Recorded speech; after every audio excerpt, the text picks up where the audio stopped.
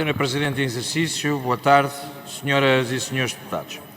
Não é uma mera alteração que, afinal, não traz nada de novo, como diz o Sr. Deputado Carlos Guimarães Pinto, é uma alteração que pode determinar trazer o regresso às origens, às tradições, ao princípio do municipalismo e até à defesa de muita da história da nossa população e da cultura que temos.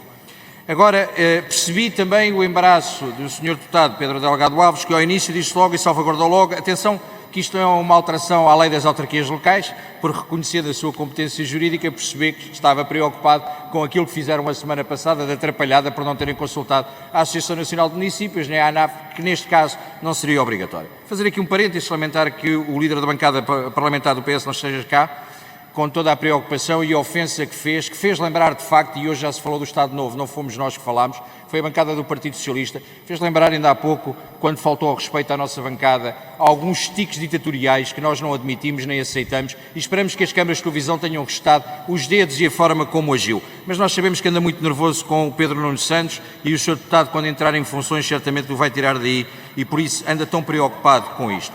Na lei das povoações, aquilo que acontece, no entanto, da forma como a lei está descrita, nós concordamos, e que fique já claro, nós concordamos com a Lei Quadro, consideramos, no entanto, que os critérios têm que ser muito bem definidos. Caso contrário, isto que estamos aqui a fazer é claramente a lei da identidade de género das freguesias e das povoações, que é a povoação agora sente cidade e lá vai ela por aí fora. Mas depois não existe concretamente a necessidade de ter 2/3 dos requisitos, como está previsto, pode trazer, de facto, alguns dissabores ao longo dos tempos. E falando, por exemplo, de um caso concreto que tem a ver com um concelho, mas para percebermos aquilo que foi a pressa do Partido Socialista a transformar um concelho como o caso de Odivelas. Saiu de dentro do concelho de Loures e ao final de mais de 20 anos não tem autonomia no saneamento básico, não tem autonomia na limpeza urbana, não tem sequer um hospital que possa satisfazer aquela necessidade.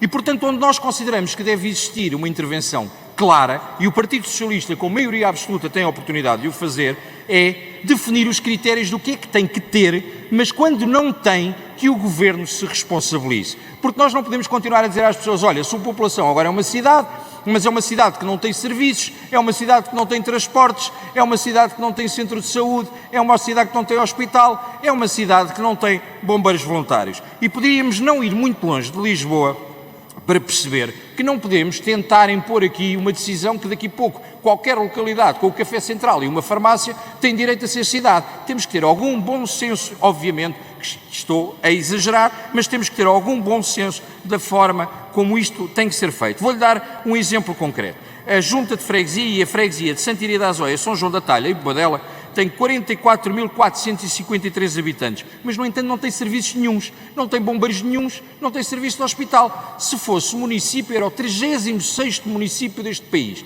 mas não tem absolutamente infraestruturas nenhumas para ser cidade. Portanto, para além da audição, que eu acho urgente, à Associação Nacional de Municípios, à Associação Nacional de Freguesias, envolver, de facto, todas as entidades que possam estar e que tenham um papel importante nesta resolução. É importante que se vincule o Governo e que obrigue o Governo a que estas passagens administrativas tenham, de facto, uma preponderância na vida das pessoas e que as pessoas venham a beneficiar com isto. Porque viver numa cidade fantasma que não tem serviços nem transportes tem para ir ao lado, ninguém o quer. Agora, consideramos sim que a Lei Quadro deve passar na generalidade e que na especialidade temos muitas propostas para fazer. Esperemos que sim, nessa altura não exista os tiques ditatoriais que aconteceram aqui hoje por parte do Partido Socialista e que ouçam e escutam os deputados do Partido Chega que com toda a legitimidade foram eleitos com os mesmos votos que também deram a eleição a Pedro Nuno Santos. Obrigado.